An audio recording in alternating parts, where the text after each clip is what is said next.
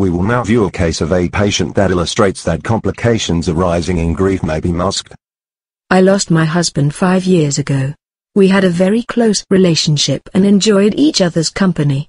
One day he suddenly died of a stroke. I was shocked, but I managed to organize the funeral and did not cry at the funeral or afterwards. That's sad to hear.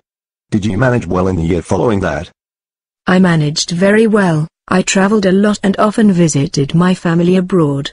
However, on one of these trips I became fully aware of the death of my husband and started crying. Did you feel any physical pain? Yes. I found myself looking for reminders of him and felt a strong sense of yearning. I cried uncontrollably whenever I saw reminders of him, or talked about him. How long have you been experiencing these sorts of symptoms? About 5 years now.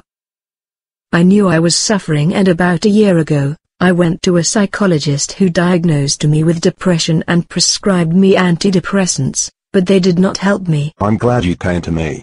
I'll help you to overcome this prolonged grief you have been experiencing. Mildred's case displays that we as therapists and researchers should also look into the delayed grief symptoms, rather than just the high intensity and prolonged grief alone. The case also proves the requirement for therapy when suffering from grief symptoms that is beyond the norm.